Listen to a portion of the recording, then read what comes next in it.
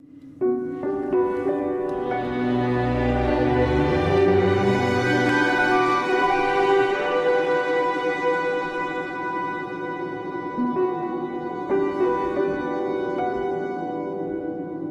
livre de sable.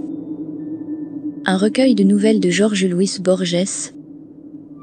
Texte lu et sonorisé par Eric Annesen. Aujourd'hui, There are more things.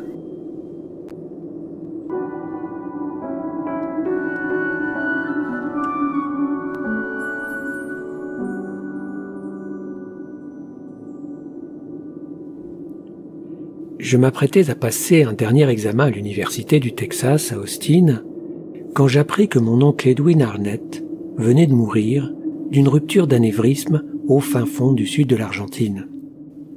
J'éprouvais ce que nous éprouvons tous à l'annonce d'un décès. Le regret, désormais inutile, de penser qu'il ne nous aurait rien coûté d'avoir été plus affectueux. L'homme oublie qu'il est un mort qui converse avec les morts. J'étudiais alors la philosophie. Je me souvins que mon oncle, sans me citer aucun nom propre, m'en avait révélé les belles perplexités, là-bas dans la Maison Rouge, près de Lomas. Une orange de notre dessert fut son instrument pour m'initier à l'idéalisme de Berkeley. Un échiquier lui suffit pour les paradoxes éléatiques. Quelques années plus tard, il devait me prêter le traité de Hinton, lequel entend prouver l'existence d'une quatrième dimension de l'espace, hypothèse dont le lecteur peut vérifier le bien fondé grâce à d'ingénieuses combinaisons de cubes de différentes couleurs. Je crois voir encore les prismes et les pyramides que nous élevâmes à l'étage où il avait son bureau. Mon oncle était ingénieur. Avant même de quitter son poste au chemin de fer pour prendre sa retraite, il avait décidé de s'installer à Turdera, ce qui lui offrait le double avantage de lui assurer une solitude presque campagnarde et d'être proche de Buenos Aires. Comme c'était à prévoir, il prit pour architecte son ami intime Alexander Muir. Mon oncle, comme tous les messieurs de son temps, était libre penseur, ou disons plutôt agnostique, mais il s'intéressait à la théologie comme il s'était intéressé au cube trompeur de Hinton ou au cauchemar bien agencé du jeune Wells. Il aimait les chiens. Il avait un grand berger allemand qu'il avait surnommé Samuel Johnson, en souvenir de Lichfield, son lointain village natal. La Maison Rouge était bâtie sur une hauteur, bordée à l'ouest par des terrains marécageux. Derrière la grille, les araucarias n'arrivaient pas à atténuer la lourdeur de l'édifice. Au lieu d'un toit en terrasse, il y avait un toit d'ardoise à 2 pentes et une tour carrée ornée d'une horloge qui semblait vouloir écraser les murs et les misérables fenêtres. Enfant, j'avais pris mon parti de ces laideurs, comme on accepte ces choses incompatibles auxquelles on a donné le nom d'univers, du seul fait qu'elles coexistent.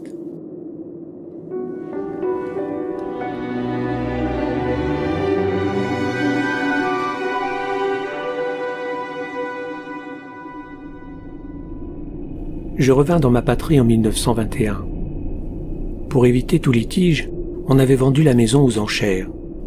Elle avait été achetée par un étranger, Max Pretorius, qui avait payé le double du prix proposé par l'enchérisseur le plus offrant. L'acte signé, il était arrivé en fin d'après-midi avec 2 assistants qui l'avaient aidé à jeter dans une décharge non loin du chemin de l'Astropas tous les meubles, tous les livres, tous les ustensiles de la maison. J'évoquais avec tristesse les diagrammes des volumes de Hinton et la grande map monde. Le lendemain, il était allé voir Muir et lui avait suggéré certaines modifications que ce dernier avait rejetées avec indignation. Par la suite, une entreprise de la capitale s'était chargée des travaux. Les menuisiers de l'endroit avaient refusé de meubler à neuf la maison. Un certain Mariani, de Glou, avait finalement accepté les conditions que lui avait imposées Pretorius. Pendant une quinzaine de jours, il avait dû travailler de nuit, porte close. Ce fut également de nuit que s'était installé dans la Maison Rouge son nouvel occupant. Les fenêtres ne furent plus ouvertes, mais on distinguait dans l'obscurité des raies lumineux. Le laitier avait trouvé un beau matin le berger allemand mort sur le trottoir, décapité et mutilé. Au cours de l'hiver, on avait coupé les araucarias.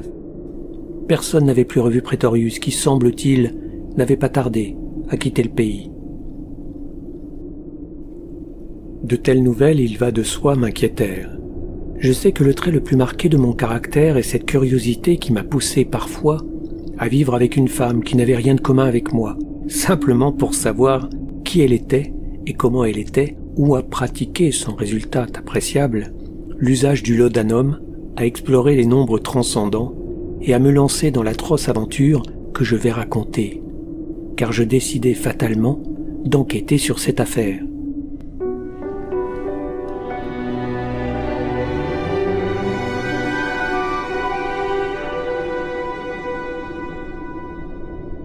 Ma première démarche consista à aller voir Alexander Muir. J'avais le souvenir d'un homme grand et brun, d'une maigreur qui n'excluait pas la force. Il était aujourd'hui voûté par les ans et sa barbe jadis si noire avait tourné au gris. Il me reçut dans sa maison de Temperley, qui, cela va sans dire, ressemblait à celle de mon oncle, puisque toutes deux répondaient aux normes massives de William Morris, bon poète et mauvais architecte. L'entretien fut ardu. Ce n'est pas pour rien que l'emblème de l'Écosse est le chardon. Je compris cependant que le thé de Ceylan, très fort, et l'équitable assiette de scone, que mon hôte coupait en deux et beurrait pour moi comme si j'étais encore un enfant, représentaient en fait un frugal festin calviniste, en l'honneur du neveu de son ami. Ces controverses théologiques avec mon oncle avait été une longue partie d'échecs où chacun des joueurs avait dû compter sur la collaboration de l'adversaire. Le temps passait sans qu'on ait abordé le sujet qui me préoccupait. Il y eut un silence gênant, et Muir parla enfin. « Jeune homme, me dit-il, vous n'avez pas pris la peine de venir jusqu'ici pour que nous parlions d'Edwin ou des États-Unis, pays qui m'intéresse fort peu. Ce qui vous empêche de dormir, et moi aussi, c'est la vente de la Maison Rouge et son étrange acheteur. Cette affaire m'est franchement désagréable. Mais je vous dirai ce que j'en sais, fort peu de choses d'ailleurs. » Après avoir marqué un temps, il poursuivit posément. « Avant la mort d'Edwin, monsieur le maire m'avait convoqué dans son bureau. Il était en compagnie du curé de la paroisse. On me demanda de dresser des plans pour l'édification d'une chapelle catholique. On aurait bien rémunéré mon travail. Je leur répondis aussitôt par la négative. Je suis un serviteur du Seigneur, et je ne puis commettre l'abomination d'ériger des autels aux idoles. Il s'arrêta là. Et c'est tout ? Me risquai-je à demander. Non. Ce fils de juif de Praetorius voulait que je démolisse ce que j'avais construit et que je bricole à la place quelque chose de monstrueux. L'abomination peut prendre des formes diverses. » Sur ces derniers mots prononcés d'une voix grave, il se leva. Je n'avais pas doublé le coin de la rue quand je fus rattrapé par Daniel Ibera. Nous nous connaissions, comme on se connaît dans un même village. Il me proposa de rentrer à pied avec lui. Je n'ai jamais été intéressé par les mauvaises langues et je prévoyais une suite de ragots sordides, plus ou moins apocryphes et grossiers. Mais je me résignai et acceptai sa compagnie. Il faisait presque nuit. Soudain, en apercevant la Maison Rouge au loin sur la hauteur, Ibera changea de direction. Je lui demandai pourquoi. Sa réponse ne fut pas celle que j'attendais. « Je suis, dit-il, le bras droit de Don Felipe. On ne m'a jamais traité de lâche. Tu te souviens sans doute de ce jeune Urgoiti, qui avait pris la peine de venir de Merlot pour me provoquer et de ce qui lui en coûta. Eh bien, l'autre soir, je revenais d'une bringue. À environ 100 mètres de la maison, j'ai aperçu quelque chose. Mon canasson s'est effrayé, et si je n'avais pas tiré sur les rênes pour l'obliger à prendre une traverse, je ne serais sans doute pas là pour te raconter la chose. Ce que j'ai vu là, ce n'était pas rien, tu peux me croire. Furieux, il lança un juron. Cette nuit-là, je ne dormis pas. À l'aube, je rêvais d'une gravure à la manière de Piranèse, que je n'avais jamais vue, ou, si je l'avais vue, que j'avais oubliée, et qui représentait un labyrinthe. C'était un amphithéâtre de pierre entouré de cyprès et qui dépassait la cime de ses arbres. Il n'y avait ni porte ni fenêtre, mais une rangée infinie de fentes verticales et étroites. À l'aide d'une loupe, je cherchais à voir le Minotaure. Je l'aperçus enfin. C'était le monstre d'un monstre.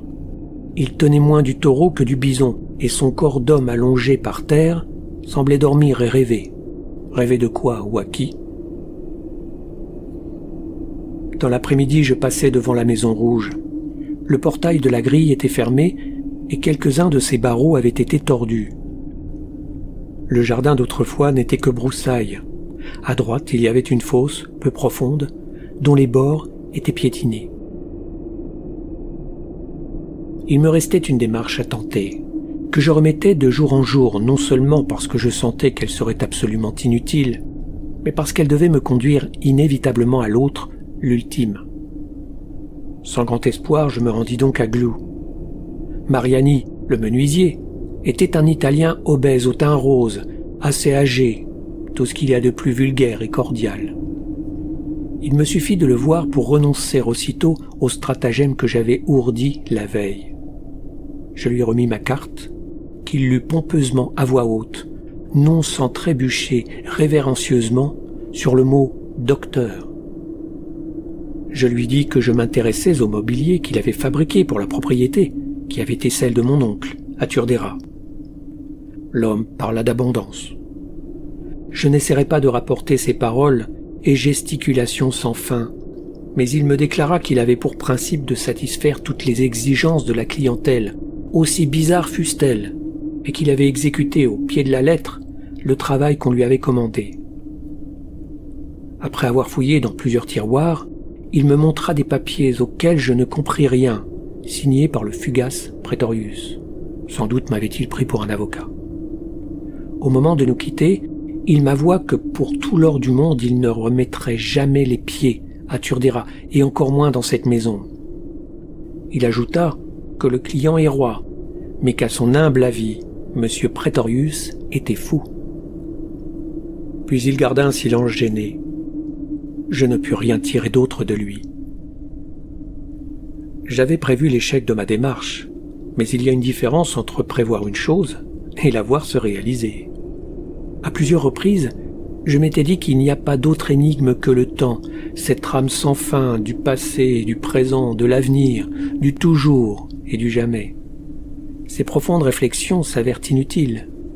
Après avoir consacré les après-midi à lire Schopenhauer ou Royce, j'allais tous les soirs rôder par les chemins de terre qui ceignent la Maison Rouge.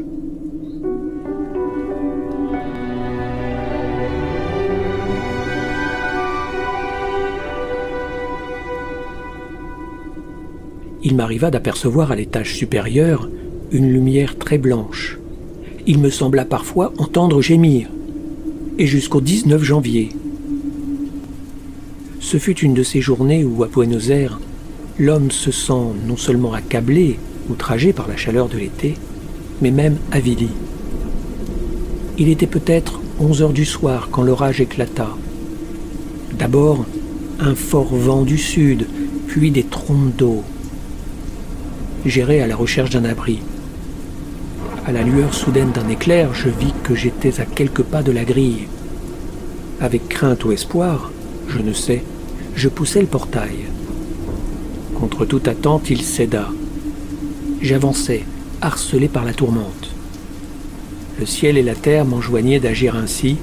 La porte de la maison, elle aussi, était entr'ouverte. Une rafale de pluie me fouetta le visage et j'entrai.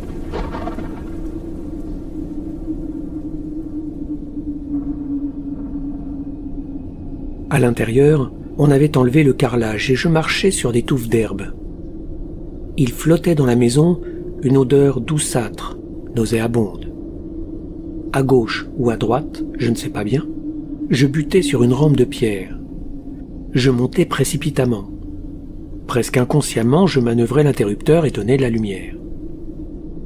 La salle à manger et la bibliothèque dont j'avais gardé le souvenir ne formaient plus, la cloison de séparation ayant été abattue, qu'une seule grande pièce vide, ne contenant qu'un ou deux meubles. Je n'essaierai pas de les décrire car je ne suis pas sûr de les avoir vus, malgré l'aveuglante lumière. Je m'explique. Pour voir une chose, il faut la comprendre. Un fauteuil présuppose le corps humain, ses articulations, ses diverses membres. Des ciseaux, l'action de couper, que dire d'une lampe ou d'un véhicule. Le sauvage ne perçoit pas la Bible du missionnaire. Le passager d'un bateau ne voit pas les mêmes cordages que les hommes d'équipage. Si nous avions une réelle vision de l'univers, peut-être pourrions-nous le comprendre. Aucune des formes insensées qu'il me fut donné de voir cette nuit-là ne correspondait à l'être humain, ni à un usage imaginable. J'éprouvai du dégoût et de l'effroi. Je découvris, dans l'un des angles de la pièce, une échelle verticale qui menait à l'étage supérieur. Les larges barreaux de fer, dont le nombre ne devait pas dépasser la dizaine, étaient disposés à des intervalles irréguliers. Cette échelle, qui postulait l'usage de mains et de pieds, était compréhensible et j'en éprouvais un certain réconfort. J'éteignis la lumière et me tins un moment aux aguets dans l'obscurité.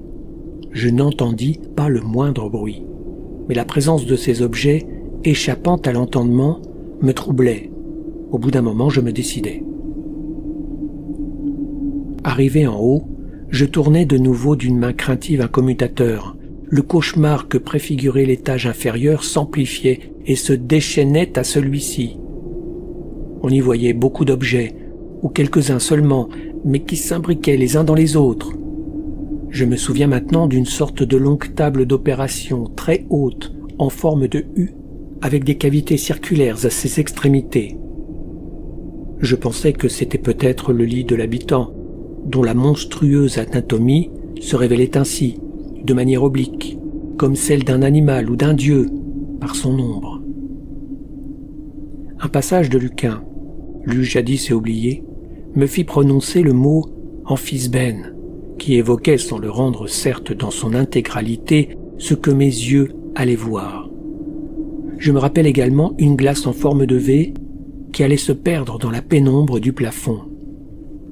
Quel aspect pouvait bien présenter l'hôte de cette maison? Que pouvait-il bien faire sur cette planète, non moins épouvantable pour lui qu'il ne l'était lui-même pour nous? De quelle secrète région de l'astronomie ou du temps, de quel ancien et maintenant incalculable crépuscule était-il sorti pour aboutir dans ce faubourg sud-américain en cette nuit-ci? Je me sentis un intrus dans le chaos. Au dehors, la pluie avait cessé. Je regardai ma montre et vis avec stupéfaction qu'il était près de 2 heures.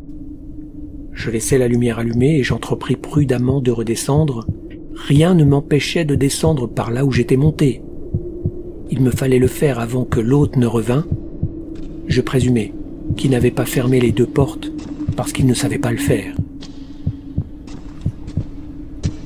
Mes pieds touchaient l'avant-dernier barreau de l'échelle quand j'entendis que montait par la rampe quelque chose de pesant, de lent et de multiple. La curiosité l'emporta sur la peur et je ne fermai pas les yeux.